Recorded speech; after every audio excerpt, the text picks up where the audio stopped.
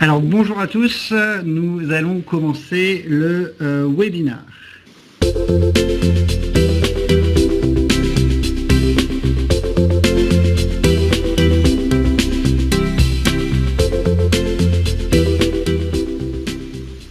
Ça marche là ? Bonjour à tous, je suis donc Étienne Redor, je suis professeur de finance à Audencia Business School et je suis ravi de vous retrouver pour notre premier webinaire Audencia Business School consacré, comme vous pouvez le voir, à la création de valeur lors des opérations de fusion-acquisition. Alors, afin d'illustrer ce que l'on va étudier ensemble aujourd'hui, je pense que la meilleure façon de l'illustrer, c'est de commencer par cette fameuse citation de Lavoisier qui nous dit que lorsqu'on mélange deux produits chimiques, rien ne se perd, rien ne se crée, tout se transforme. Et l'objectif de ce webinaire est de voir si cette maxime se vérifie également pour les opérations de fusion-acquisition. Lorsqu'on rapproche deux sociétés, est-ce que cela crée de la valeur? Est-ce que ça détruit de la valeur? Ou est-ce que cela n'a aucun impact sur la création de valeur actionnariale? Et pour répondre à cette question, nous allons étudier deux chapitres. Le premier sera consacré aux motivations à l'origine des opérations de fusion-acquisition. Et dans une seconde partie, nous étudierons la création de valeur lors de ces mêmes opérations de fusion-acquisition. Donc première partie, les motivations à l'origine des opérations de fusion-acquisition. Alors si on se réfère aux informations données par les dirigeants d'entreprise, eh bien on observe que dans la majorité des cas, l'explication qui est apportée pour ces opérations de fusion-acquisition sont la recherche de synergie, autrement dit la recherche de création de valeur actionnariale. Dans 89% des communications institutionnelles, ce sont ces synergies qui sont mises en avant par les dirigeants. Alors on comprend très bien pourquoi les dirigeants mettent en avant ces synergies. C'est notamment pour obtenir l'accord des actionnaires afin de pouvoir lancer l'opération. Parce qu'il faut savoir évidemment que l'opération doit être validée par les actionnaires réunis lors d'une assemblée générale. Et évidemment, si on met en avant cette création de valeur, ça va avoir tendance à convaincre les actionnaires de valider l'opération. Mais malgré tout, je pense que nous connaissons tous des exemples de fusion-acquisition qui se sont traduits par des échecs. Et du coup, cette théorie des synergies ne colle pas du tout avec une destruction de valeur. Du coup, il va falloir qu'on réfléchisse aussi à des théories, des explications qui permettraient d'expliquer ces phénomènes de destruction de valeur lors des opérations de fusion-acquisition. Et pour ça, on peut se tourner vers la littérature académique en finance qui propose deux explications. Premièrement, la théorie de la constitution d'un empire et deuxièmement, les phénomènes d'hubris. Alors, avant de vous parler de ces différentes théories, j'aimerais quand même parler un petit peu des synergies qu'on représente traditionnellement par cette fameuse équation 1 + 1 = 3. Alors évidemment, je sais que cette équation est fausse. L'idée est de dire en revanche que une société fusionnée peut avoir plus de valeur que chacune des entreprises prises indépendamment avant l'opération. Alors, qu'est-ce qui explique ces phénomènes de synergie? Eh bien, au moins deux formes d'économies, ce qu'on appelle les économies d'échelle et les économies de gamme. Les économies d'échelle proviennent du fait que, eh bien, en augmentant la taille de l'entreprise, on va pouvoir étaler les coûts fixes de la société sur un plus grand nombre de production, sur un volume plus important de production, ce qui va tout naturellement faire diminuer le coût unitaire de la société. À côté de ça, on a les économies de gamme. Alors l'idée ici est un peu différente. L'idée est de dire que pour certains produits ou pour certains services, il va être préférable de produire conjointement ces produits ou ces services plutôt que de les produire de façon indépendante. Alors, on peut prendre l'exemple de l'industrie bancaire qui profite de ces économies de gamme. Lorsque vous allez voir votre banquier, dans bien des cas, il va vous vendre un produit financier, mais également une assurance associés à ce produit financier. Et pour le banquier, ce n'est pas plus cher de vous vendre ces deux produits plutôt que de les vendre séparément, ce qui va générer évidemment des économies de gamme. Alors, on l'a dit, malheureusement, toutes les opérations de fusion-acquisition ne se traduisent pas par de la création de valeur et il faut chercher une explication à ces opérations qui détruisent de la valeur. La première explication, c'est ce qu'on appelle la théorie de la constitution d'un empire. Alors, l'idée est de dire que eh bien, les opérations de fusion-acquisition pourraient être particulièrement intéressantes à titre personnel pour les dirigeants. Augmenter la taille de l'entreprise pourrait permettre aux dirigeants d'augmenter son pouvoir. En effet, lorsqu'on est dirigeant d'une grande entreprise, eh bien, on a plus de pouvoir que si on est dirigeant d'une petite entreprise. Alors, si le dirigeant est intéressé par avoir plus de pouvoir, une solution consiste évidemment à faire croître la taille de l'entreprise à l'aide des opérations de croissance externe. Alors, les opérations de fusion-acquisition sont également très prestigieuses. Les médias font souvent état de ces opérations, donc c'est aussi un moyen pour le dirigeant de faire son autopromotion.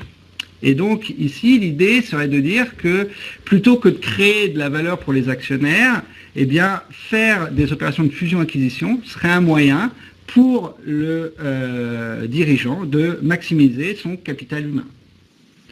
Enfin, l'argument peut-être le meilleur argument pour cette théorie de la constitution d'un empire, c'est le lien empirique qui a été mis en évidence dans de nombreuses études entre la taille de l'entreprise et la rémunération des dirigeants. Plus l'entreprise est grande, plus la rémunération du dirigeant sera importante.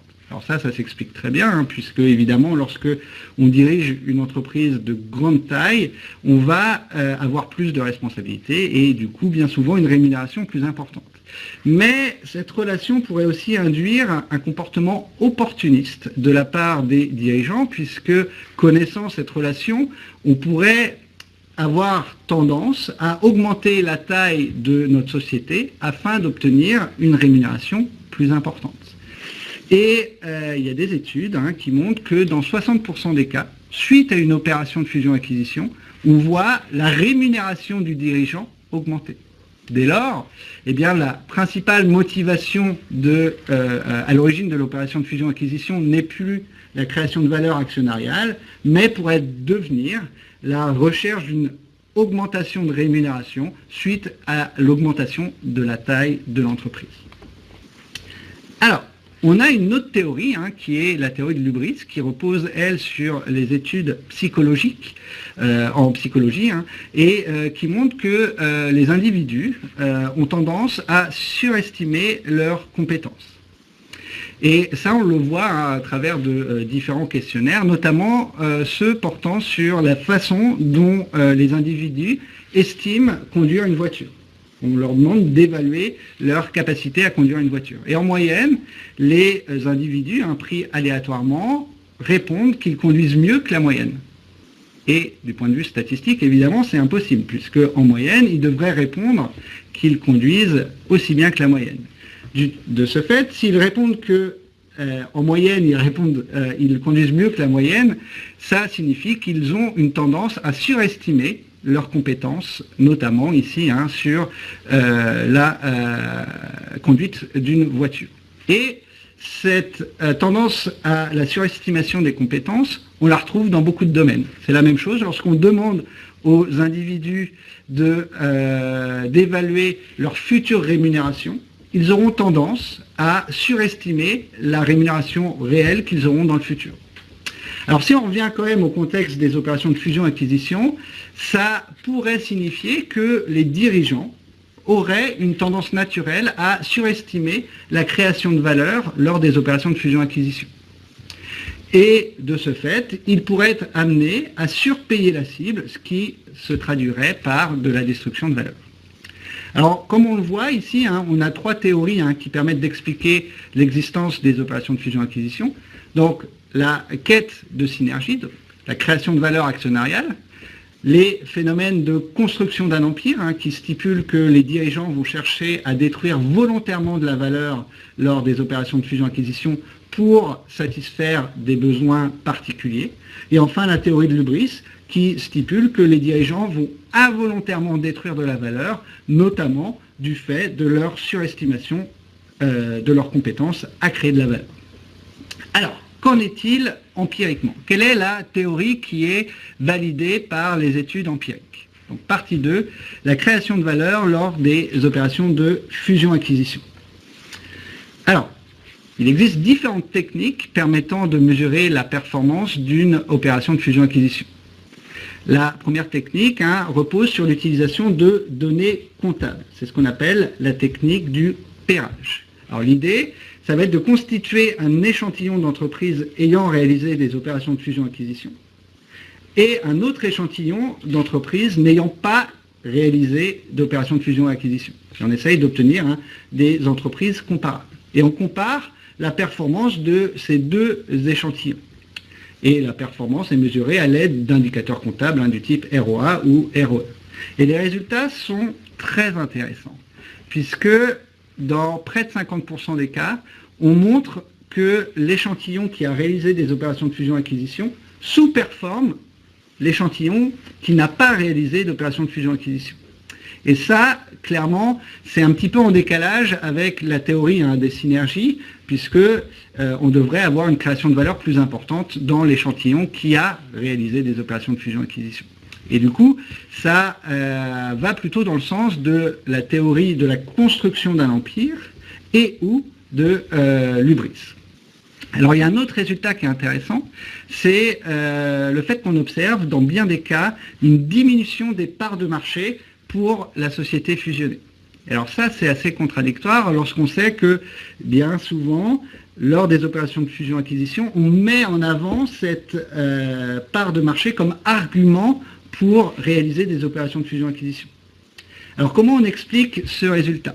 Alors là, à nouveau, il peut être intéressant de s'intéresser aux entreprises bancaires, parce que lorsque vous avez la chance d'avoir beaucoup d'argent, ou lorsque vous êtes une grande entreprise, vous allez diversifier votre risque de service bancaire en vous adressant à différentes banques.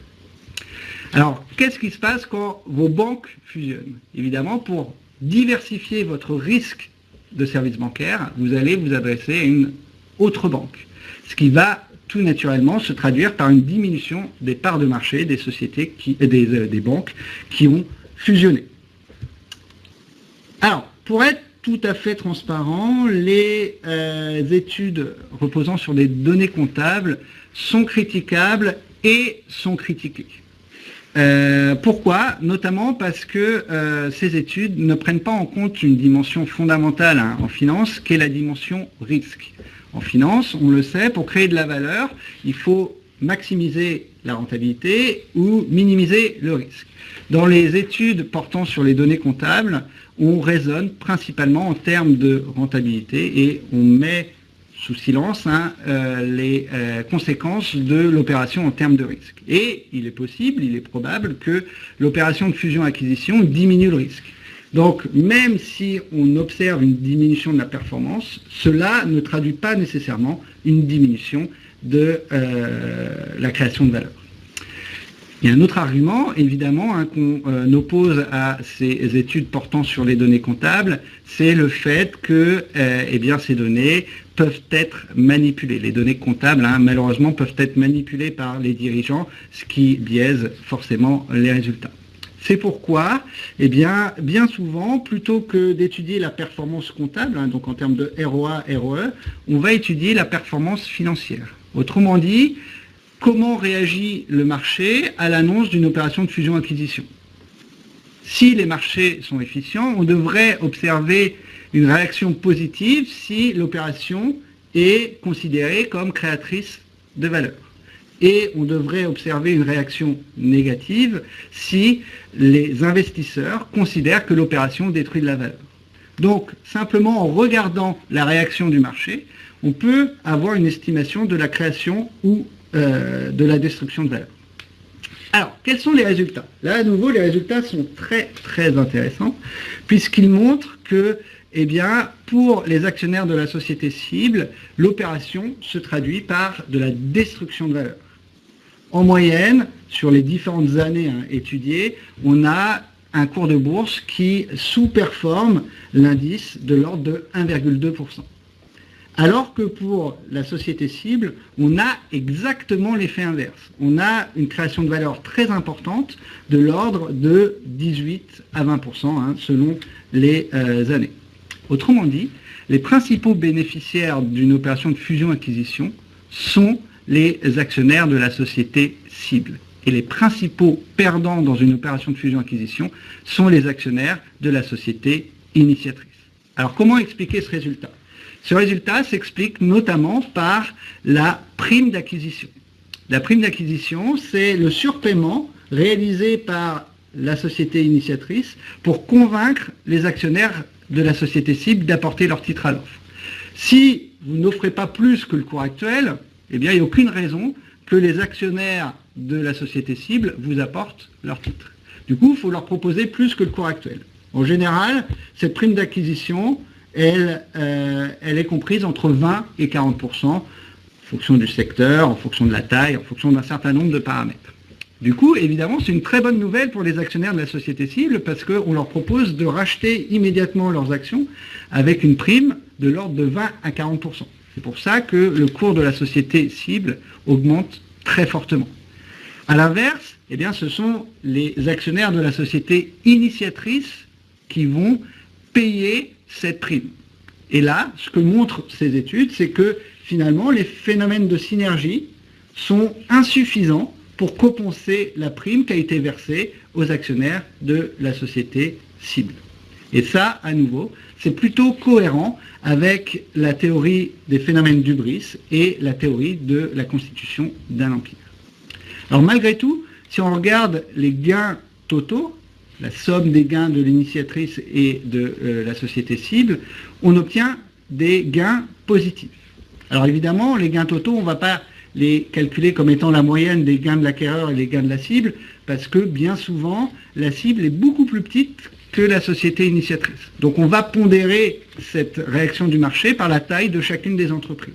Ce qui nous donne donc les gains totaux que vous pouvez voir sur la droite de votre graphique. Et ce qui est intéressant, c'est que ces gains totaux sont positifs. Autrement dit, les opérations de fusion-acquisition créent de la valeur, sont utiles pour l'économie, mais la distribution de ces gains, ou la redistribution de ces gains entre les actionnaires de la cible et de l'initiatrice, est particulièrement injuste.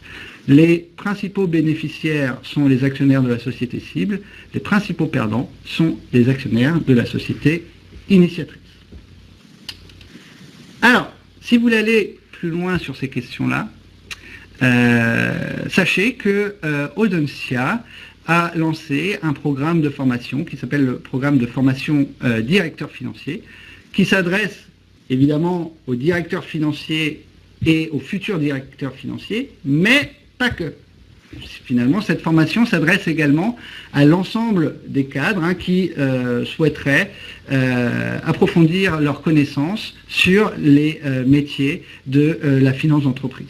Alors c'est un programme diplômant à un Bac+5, éligible CPF, et cette formation sera délivrée à Paris ou à Nantes, au choix. Donc tous les cours à Paris ou tous les cours à Nantes.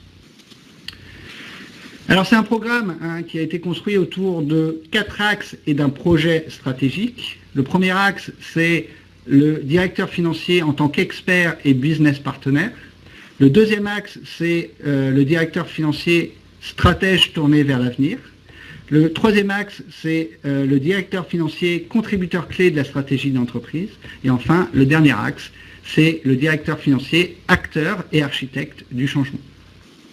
Alors, si vous voulez plus d'informations, je vous invite à consulter le site internet d'Audencia, www.audencia.com, ou de contacter par mail les responsables de cette formation.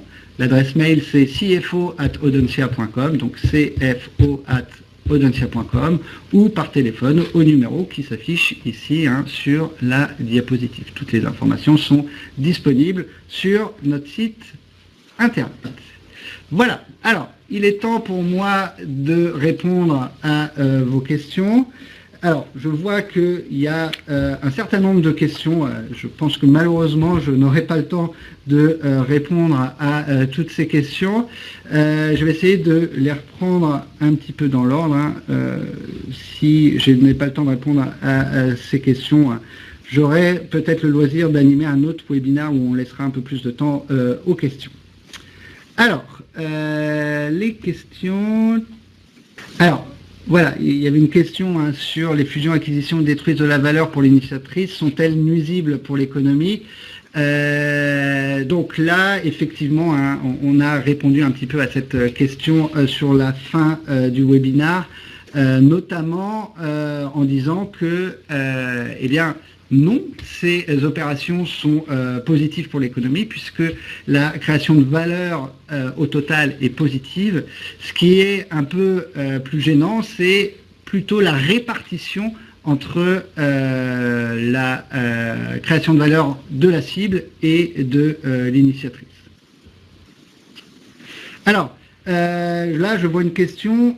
Comment estime-t-on la valeur de la cible? Alors là, effectivement, c'est une question très importante qui, elle aussi, pourrait donner lieu à un webinaire indépendant.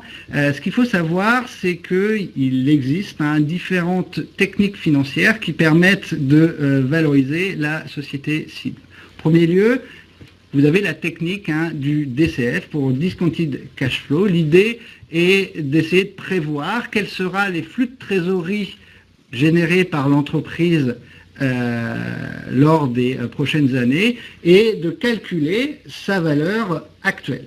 À côté de ça, vous avez la technique des multiples qui consiste à déterminer la valeur d'entreprise d'une société et d'utiliser les ratios de valorisation, par exemple valeur d'entreprise sur EBITDA, de comparer ces ratios à des entreprises comparables et d'en tirer une évaluation de la société. On utilise aussi fréquemment le PER pour Price Earning Ratio, qui est un outil assez simple à mettre en œuvre pour essayer d'estimer la valeur de l'entreprise. Enfin, il y a la technique qui consiste à comparer la valeur des opérations comparables et d'essayer d'en déduire la valeur de notre opération. Alors, le PER est-il vraiment utile pour des sociétés non cotées? Alors, par définition, le PER ne fonctionne pas pour les sociétés non cotées, puisque le PER, c'est le cours sur le bénéfice par action. Du coup, pour les sociétés non cotées, vous n'avez pas de cours. Alors, j'essaye de voir vos questions.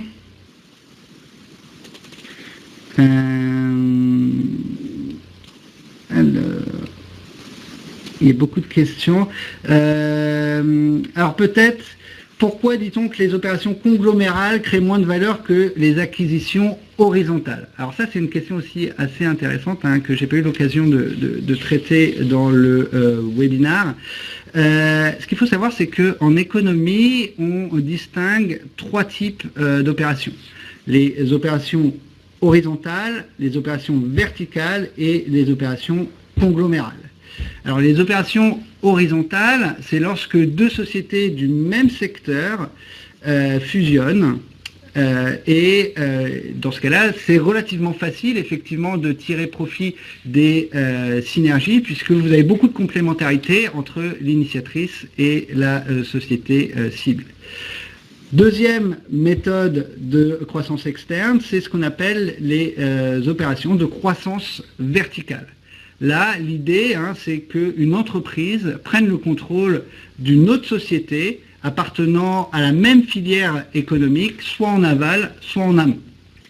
Par exemple, on peut citer Coca-Cola qui rachète des embouteilleurs, des fabricants de bouteilles. Et l'idée, c'est dans ce cas-là de contrôler l'ensemble de la chaîne de création de valeur pour générer des profits plus importants. La dernière méthode, c'est ce qu'on appelle les méthodes de concentration conglomérale. Dans ce cas-là, on va avoir des entreprises appartenant à des secteurs très différents qui vont se rapprocher. Et par exemple, hein, c'est le cas de Philip Morris qui s'est diversifié dans l'industrie alimentaire. Et dans ce cas-là, effectivement, les complémentarités sont plus dures à trouver puisque par définition, la cible et l'initiatrice n'appartiennent pas au même secteur. Du coup, eh bien, les synergies seront très certainement plus difficiles à mettre en évidence. Alors, licenciement égale synergie égale création de valeur. Alors effectivement, là c'est un point très très très important. C'est une très très bonne remarque, Cédric. Alors, il y a plusieurs problèmes avec les synergies. Parce que le premier problème, c'est que les synergies sont finalement impalpables. Il est impossible d'estimer précisément quelles seront les synergies entre deux sociétés. Alors, il faut être assez méfiant lorsque un dirigeant vous annonce que le rapprochement entre deux sociétés générera tant de millions ou tant de milliards de synergies, puisque c'est immesurable. Donc, il faut essayer d'avoir un regard critique sur ces valeurs-là.